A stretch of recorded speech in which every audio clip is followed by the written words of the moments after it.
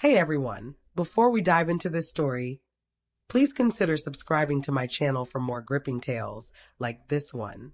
I was cradling a warm pumpkin pie, her absolute favorite, when my dad delivered the gut punch. Don't bother coming back home. I'd baked it the night before, following mom's cherished recipe. The one with a generous pinch of nutmeg and that quirky half teaspoon of maple syrup she swore by. I'd driven 3 hours through thick fog to deliver it, just like I did every Thanksgiving. I thought I was home. I thought wrong. The table wasn't even set for grace. The turkey sat uncarved, and the stuffing steamed in Mom's special crystal dish, the one she only used once a year. I stood there, pie in hand, smile frozen, when Dad's voice cut through. "Give back the $50,000, Rachel," followed by, "or don't come back." I thought it was a cruel prank at first. Dad wasn't one for theatrics, and Thanksgiving was sacred in our family. Or so I believed until that moment. No one chuckled. Lisa sat across the table, hands clasped like she was mourning. David stared at the tablecloth. Even Mom, gentle and soft-spoken, avoided my gaze. I couldn't sit. The pie suddenly felt like a lead weight in my hands. I glanced at it, as if it held answers to this nightmare. "Excuse me," I managed. Dad's jaw clenched. "Don't complicate this. What are you accusing me of?" I asked. Lisa finally looked up, her eyes red. Mascara smudged like she'd been crying for hours, but her voice was steady. "Mom's account. $50,000 vanished last month, right after you helped her with online banking." My jaw dropped, but no words came. It was true I'd helped Mom set up her accounts. She'd been wary of going digital, muttering about not trusting the cloud. So, one Sunday, I guided her through the app, the passwords, the security questions. She jotted everything in a little notebook we kept in the kitchen drawer. That was 4 weeks ago. For weeks? Now, they were claiming that's when I stole from her. "Are you serious?" I whispered. "You think I took Mom's money?" David finally spoke, his voice tight, like the words pained him. We didn't want to believe it, but the bank confirmed the withdrawals were online. No one else had access. No one but me. I looked at Mom. She didn't move, didn't nod, just pressed her napkin to her lips like she might be ill. That's when it sank in. The pie, the drive, the tradition, it was all meaningless now. I wasn't their daughter. I was a thief in their eyes. I set the pie down carefully on the counter's edge, the tin clinking softly against the granite. I grabbed my coat from the chair. I didn't speak. "You have until the week's end," Dad said softly behind me. "Then we call the lawyer." I didn't cry in the car. No screaming, no punching the steering wheel like in the movies. I just drove, coat still half-buttoned, the pie left behind on the counter. The streets glowed with porch lights and paper turkeys in windows. It was Thanksgiving night, and the town smelled of gravy, cinnamon, and calm, everything I wasn't. I checked into a roadside inn I'd always pass, but never needed until now. The clerk didn't question why I wanted a room on a holiday, and I was grateful for that small kindness. The room reeked of stale carpet and microwave popcorn. I kicked off my boots, sat on the bed's edge, hands trembling. I was 34, a senior forensic accountant handling millions in corporate audits, yet my own family thought I'd robbed them. The worst part? I wasn't shocked. Not completely. There'd been hints, Lisa's eye rolls when Mom boasted about my promotions, Dad's offhand remark about me needing to settle down, like my career was a hobby, David's muttered jab last Christmas about me buying loyalty when I offered to pay for a new roof. I thought they were teasing. I thought we were family. I lay back, staring at the ceiling, replaying the day I helped Mom with her account. Every click, every login, every password. Had I overlooked something? That notebook in the drawer, was it secure? The drawer was never locked. Lisa, who still crashed at home between jobs, could have seen it. David had a house key. I'd set up the account, sure, but I wasn't the only one who could have known. Yet they believed I'd preyed on Mom's illness to steal. $50,000. As if I'd ever need it. As if I'd ever do it. My phone buzzed, a text from Lisa. "We didn't want this, but you made trust impossible." No, happy Thanksgiving. No, are you okay? Just blame, like I'd betrayed them. I flipped the phone over. At work, I unravel fraud. Hidden transfers, Fake invoices, shell companies. I know how money vanishes and how someone can pin it on another. Right now, I was their scapegoat. I stared at the ceiling until it blurred. If they wanted me as the family criminal, I'd investigate like one. The next morning, instinct woke me early, no alarm needed. Years of tracking corporate fraud taught me one truth. Money doesn't vanish, it's rerouted. You just need to know where to look and who gains. I poured bitter motel coffee and opened my laptop. My firm was probing a pattern of elder financial abuse. Retirees' accounts drained in 3 withdrawals, each just under the federal reporting limit. One bank kept popping up, Greenwell Mutual, Mom's bank. I hadn't told my family I was on the case, client confidentiality, but I had access to transaction data and knew who to ask. I messaged Theo, our compliance officer, with a name, date range, and location. Within an hour, I had timestamps, withdrawal amounts, teller logs. 3 withdrawals from Mom's account, 5 days apart. $20,000, $15,000, $15,000. All in person, not online. That was the first crack. They'd accused me of using online banking, claiming I alone had access. But in-person withdrawals? That wasn't me. I opened the security footage. Grainy but clear enough. October 10th, 1:13 p.m., Greenwell Mutual. A young woman with a blonde ponytail, gray hoodie, and big sunglasses approached the teller, glancing nervously behind her. At first, I thought it might be a hired stand-in. But then she lowered her mask to speak. Lisa. I'd know that face anywhere. I'd babysat her, watched her blow out birthday candles, cry over breakups. She fidgeted, tapping the counter, handing over what looked like Mom's ID and signing a form.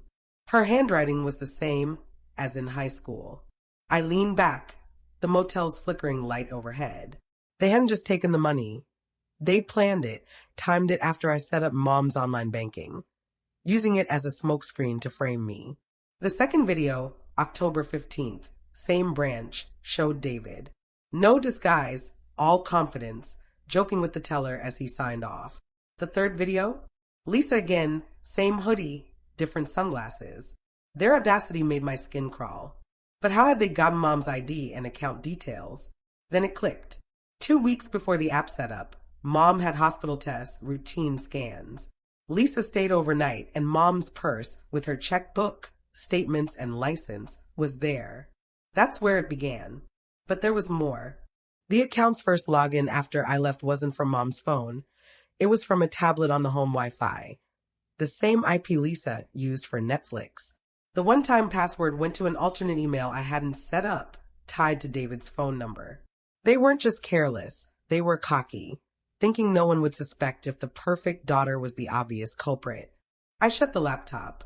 This wasn't a misunderstanding or a desperate mistake. It was deliberate fraud, and they'd used my love for Mom as their cover. I called Theo, not the police. Asked for teller signature printouts for comparison. Then I pulled a sleek black folder from my suitcase, the kind I use for court presentations.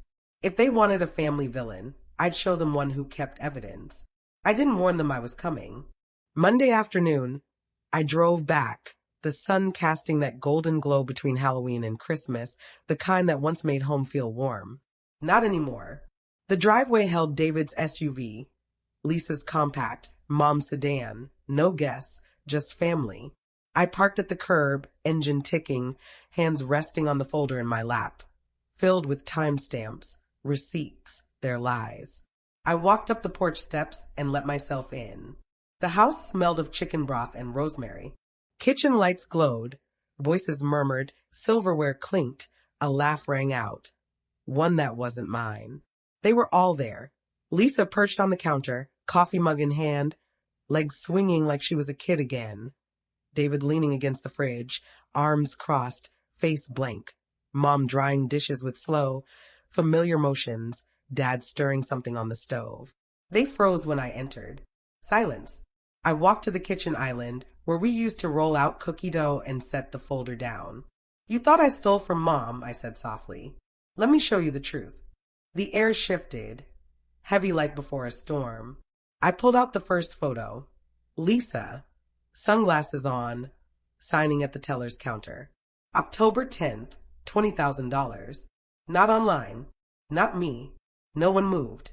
The second photo, David, navy sweater, smiling as he handed over a check. October 15th, $15,000. My voice shook, not with anger but restraint. These weren't strangers, they were my family. Lisa's grip tightened on her mug. She opened her mouth, then shut it.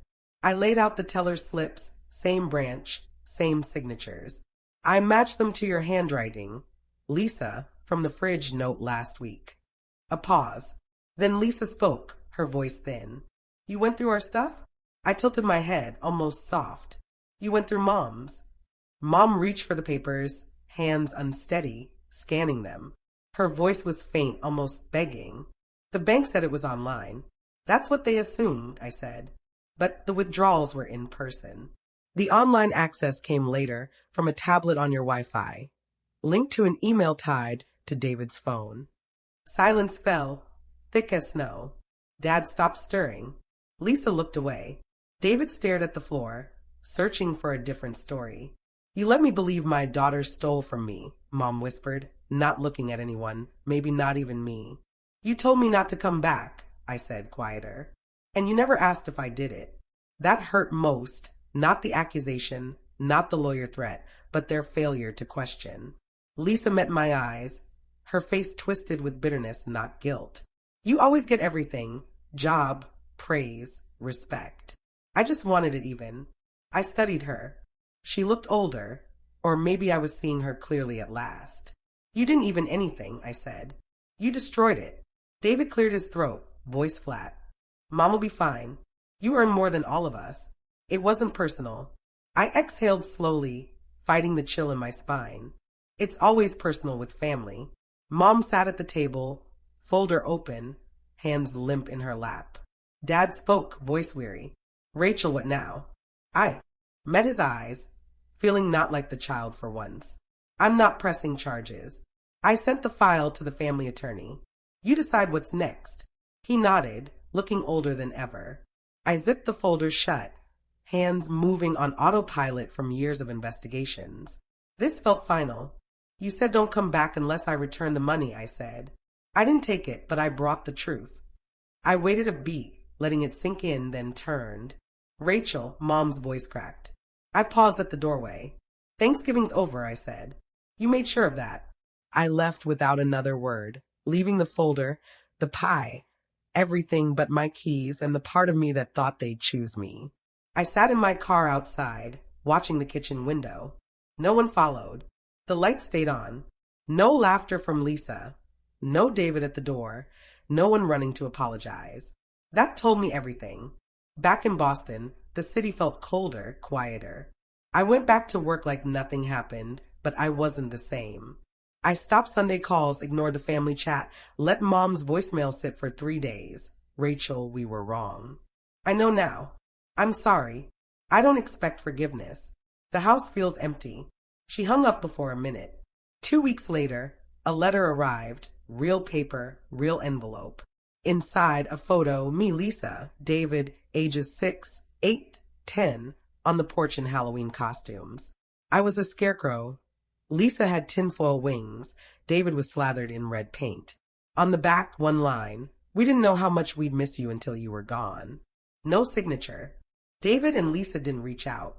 A cousin said they'd moved out, that Mom needed space and wasn't speaking to them. I didn't ask more. I didn't offer to return. Instead, I built something new. A weekend seminar at the community college on financial protection for seniors. It wasn't flashy, but it was mine. One Saturday, an older woman said, I wish I had a daughter like you. I smiled, didn't say what I thought. So did mine. December passed without a tree, a call, or the ornament exchange I used to organize. There's a grief no one warns you about, not from loss, but from realizing the people you love chose a false version of you. And once they chose, they couldn't undo it. I keep the folder in a drawer by the bookshelf, under tax returns and my mortgage. I haven't opened it since. I don't need to. The truth hasn't changed, and neither have they.